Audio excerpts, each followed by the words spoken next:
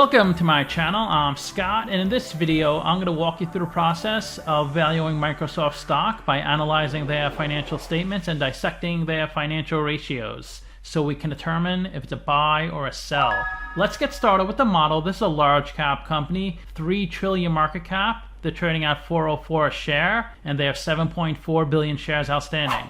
Let's look at their financials. The way you value a company is you estimate the free cash flows into the future, and then you discount those numbers back to today's value. That's what we're doing in this video. And free cash flow is cash flow from operations minus capital expenditures. Look how much free cash flow they generate. 56 billion in 2021, up to 65 billion in 2022. Then it's pretty steady after that. Net income is the profit or loss on the income statement. It's revenue minus expenses. That grew from 61 billion to 77 billion. Revenue is the sales for the company, and that grows each year from 168 billion to 218 billion. Huge numbers. Huge. When computers first came out, they were huge. One computer took up an entire room. I'm sure Bill Gates is really proud with his Microsoft. I don't know if anybody got that joke. It's from Nathan for you. There was a Bill Gates impersonator, and he knew nothing about Microsoft. He didn't even know much about Bill Gates.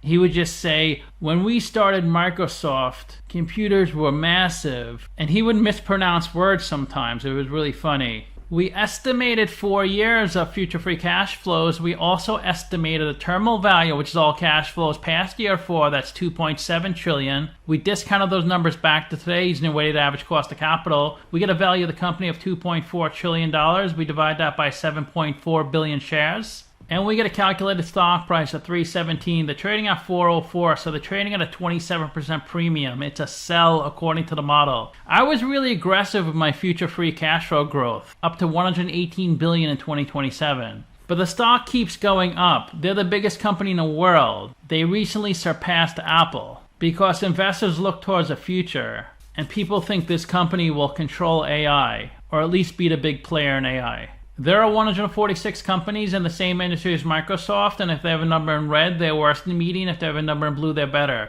They spend the most in CapEx out of all these companies. They have a good debt-to-equity ratio, 0.4, better than the median. They pay a small dividend. They generate an unreal amount of free cash flow, 63 billion, more than the next 19 companies combined. They're the largest company in the world, more than the other 19 companies combined. Their price multiples are worse than the median in every category, so they do seem overvalued. They generate 218 billion of revenue, which is more than the market cap of 99.9% of the companies out there. And they're still growing. Their 5-year annual revenue growth rate is 14%, higher than the median. Let's take a look at their most recent 10Q. This is as of 9/30/2023. Let's start off with their income statement. Revenue of 56.5 billion. That's just for the third quarter of 2023, up from 50 billion. Product revenue 15.5 billion. That is down, but service revenue is up a lot, 41 billion compared to 34 billion last year. Here's a breakdown of their revenue. Productivity and business processes, 18.6 billion. Cloud, 24 billion. Personal computing, 14 billion. Half their revenue in the US, the other half outside the US. 22 billion of their revenue is server products and cloud services, 13 billion office products and cloud services, 5.6 billion Windows, 3.9 billion gaming, LinkedIn, yes, they own LinkedIn, 3.9 billion, search and news advertising, 3 billion, enterprise and partner services, 2 billion, Dynamics, 1.5 billion, and devices, 1.1 billion.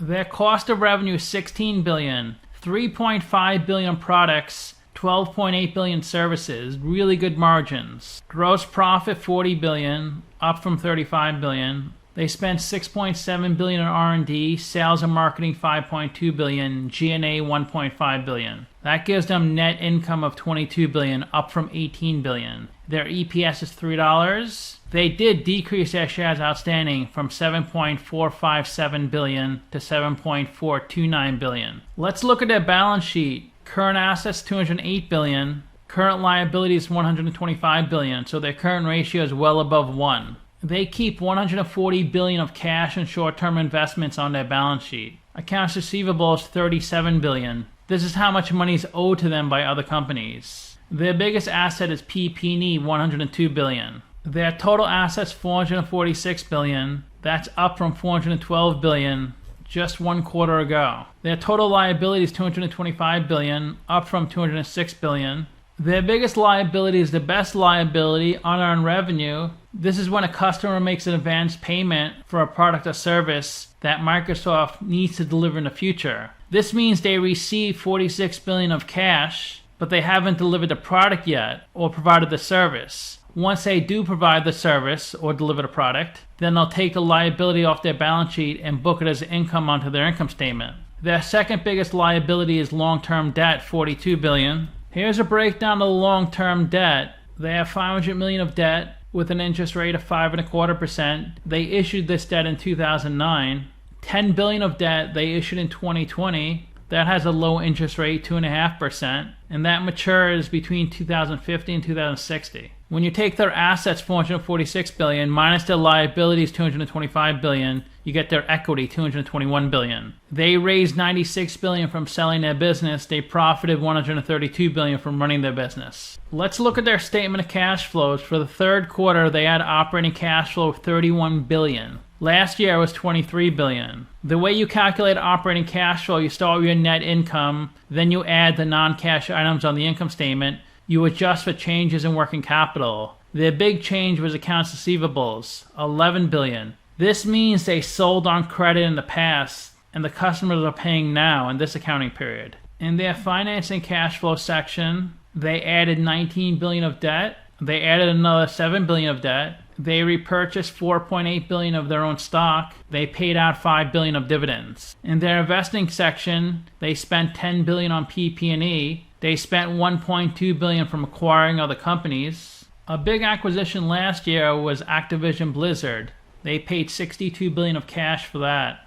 Let's look at a stock on Simply Wall Street. Its last price 400, 3 trillion market cap, up 63% in the past year. It's amazing a company this big grew 63% in 1 year. And I bet you they're going to grow another 50% this year. They offer so many products and services, I could spend an hour just naming them. Microsoft Office, Exchange, SharePoint, Microsoft Teams, Office 365. They own LinkedIn. In terms of cloud computing, they're the second biggest in the market. Amazon is number 1 at 32%. They're number 2 at 22%. Then Google at 11%. They sell personal computers, so not just software, hardware. They sell the gaming console Xbox. Over 60% of the companies in the world use Microsoft Excel. 750 million users. They were founded in 1975, headquartered in Washington. Their stock price has jumped 300% in 5 years. Their market cap was 750 million 5 years ago. Now it's 3 trillion.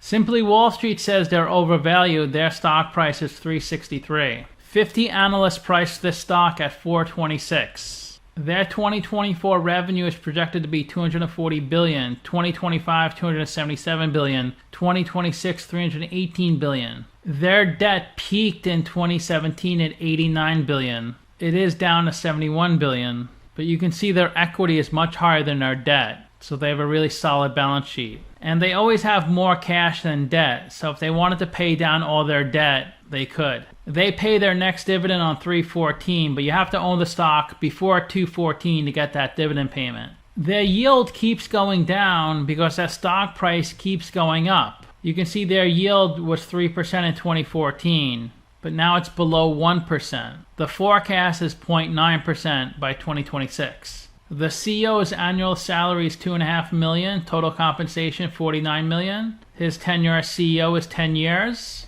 Everybody's trying to cash in on the high stock price. Lots of insider selling, no buying. 72% of the company is held by institutions and 28% by the general public.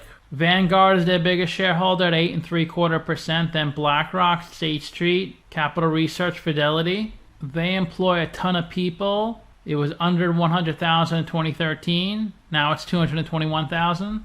And the ticker trades all over the world. The Nasdaq, Lima Bolsa, Mexican Bolsa, Deutsche Börse, Hong Kong Stock Exchange, Swiss, Citra, Santiago, London Stock Exchange, Borsa Italiana, Wiener Bourse, Kazakhstan, the Ukraine, Bulgaria, BATS Europe, Buenos Aires, Sao Paulo Bolsa, and a NEO. So let me know what you think. Give the video a like, subscribe, or comment below. If you'd like to get a custom valuation or just support the channel, you can become a member by clicking on the link in the description below. Thanks for watching.